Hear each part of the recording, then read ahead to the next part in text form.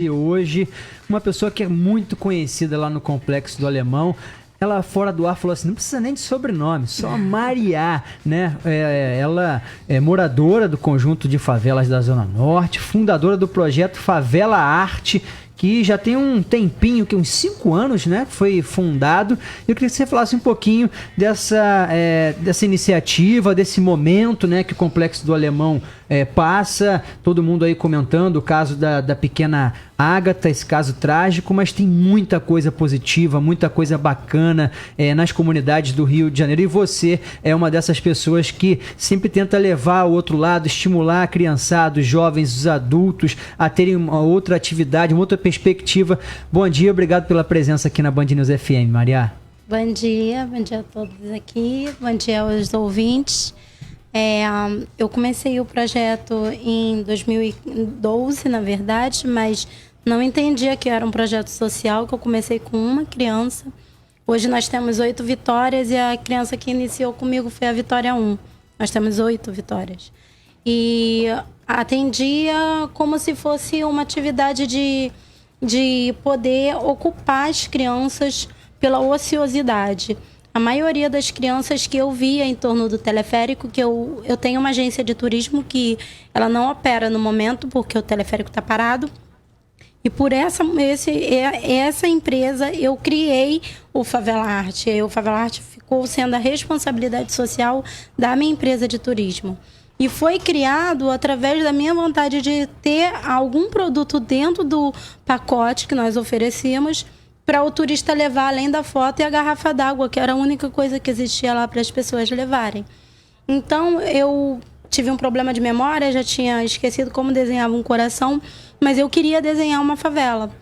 Não conseguia desenhar uma favela vendo com o olhar de outras pessoas, apenas os tijolos lá embaixo. Porque a gente sabe que dentro das casas existem pessoas que têm sentimentos. Cada casa tem uma cor, as pessoas pintam a casa por dentro. E todas elas têm uma história. Então, quando eu fui desenhar, eu não consegui desenhar apenas uma casa marrom ou avermelhada, meia barrenta, tipo tijolo. Eu só conseguia desenhar as casas coloridas. E foi a partir daí que eu comecei a fazer o Favela Arte, com a Vitória me pedindo para aprender e ajudar. Ela foi num dia sozinha, no segundo dia levou 5, quando eu vi tinha 60. E em 2014 eu percebi que eu estava com 180 crianças. Uma grande parte das crianças em 2012, 2013 não estavam na escola, porque dentro do Complexo do Alemão oficialmente só tem uma escola, e é de ensino médio. Todas as outras escolas que atendem as crianças do Alemão são escolas bairros adjacentes, que atendem as crianças dos 8 outros bairros do entorno. Então eu senti a necessidade de não deixar acontecer com aquelas crianças o que tinha acontecido comigo quando eu era criança.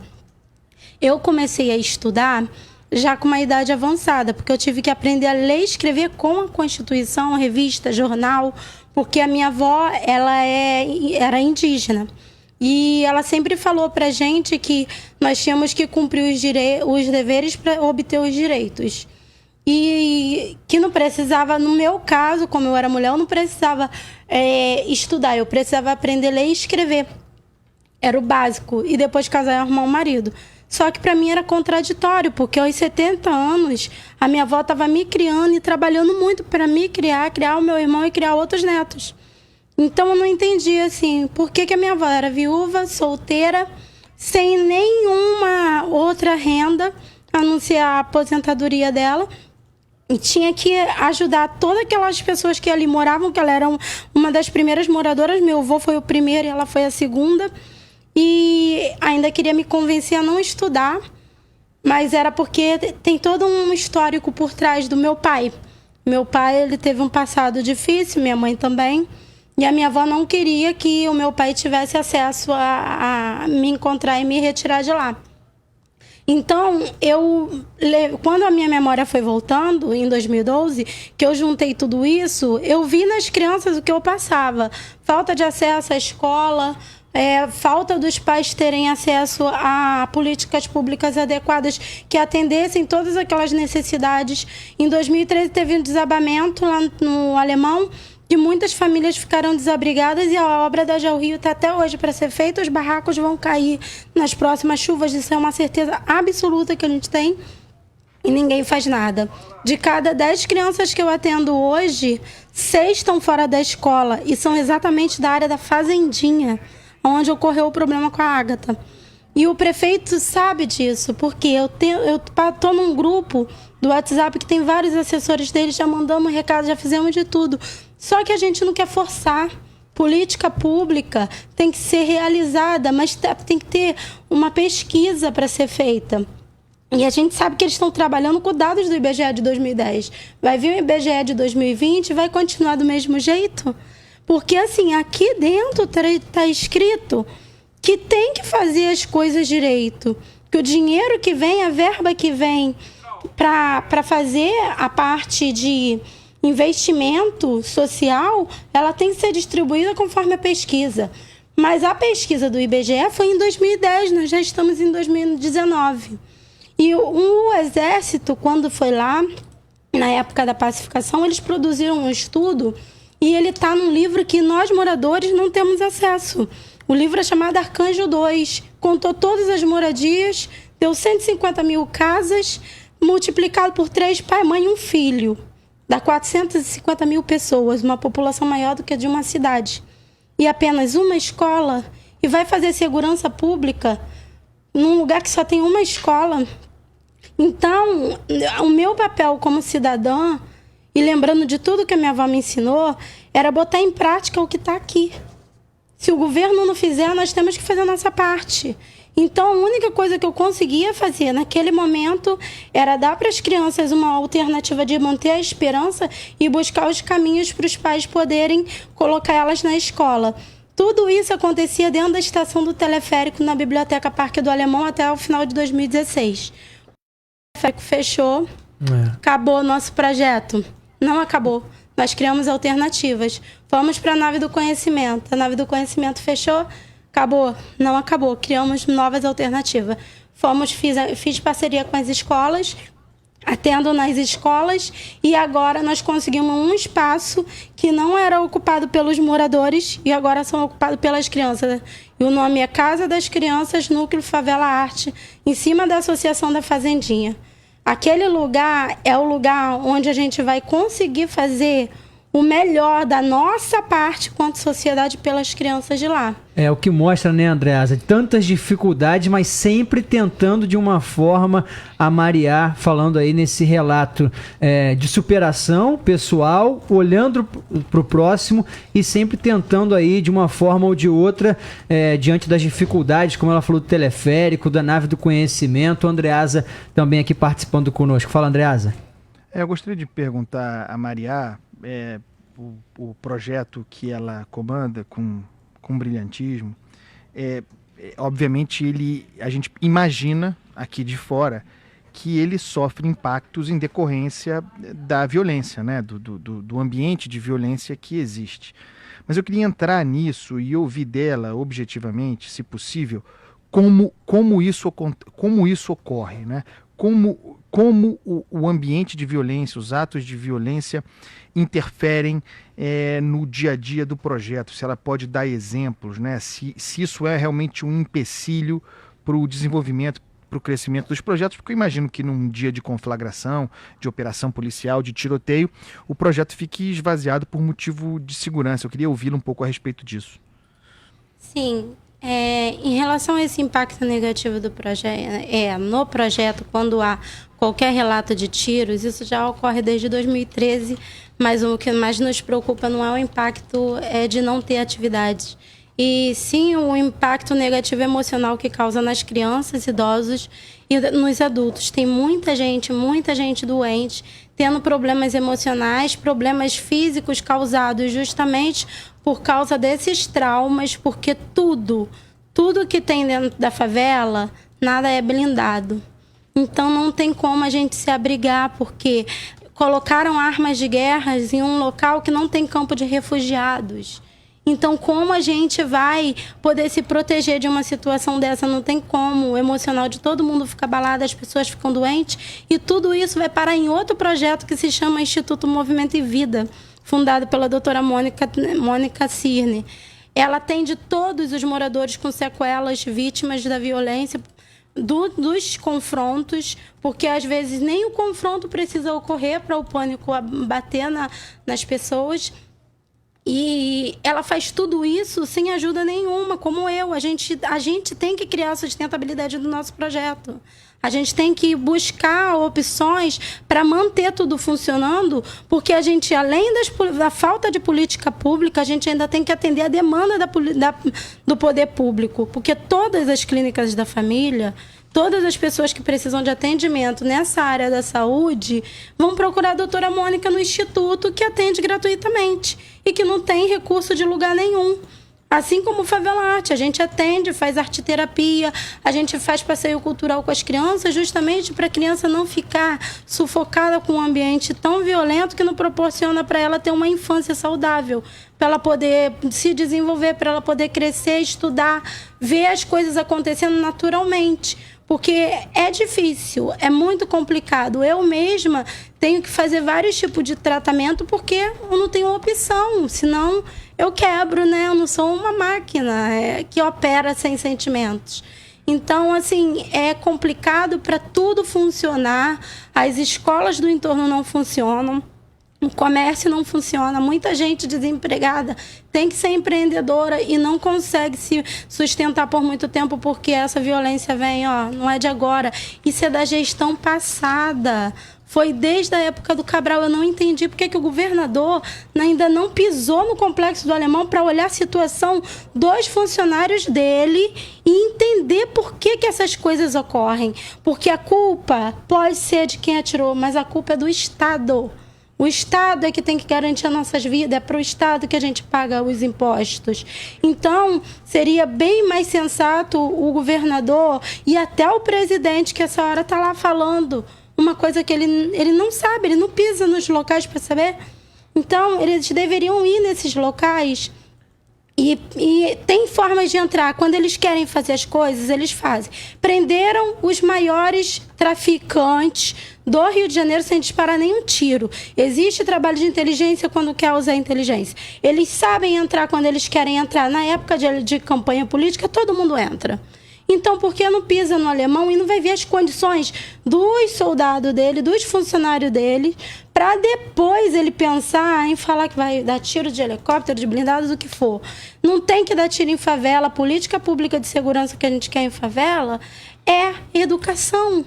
A gente tem que gerar forma de as pessoas que já estão envolvidas e as que já pensaram em se envolver ter a opção de ter outra oportunidade. Como que um jovem de 13, 14, 15 anos, um adolescente, 13, 14, 15, 17 anos, vai entrar numa vaga para concorrer a uma vaga de jovem aprendiz se tem que estar na escola e não tem escola? Se eles são semi-analfabetos. Como?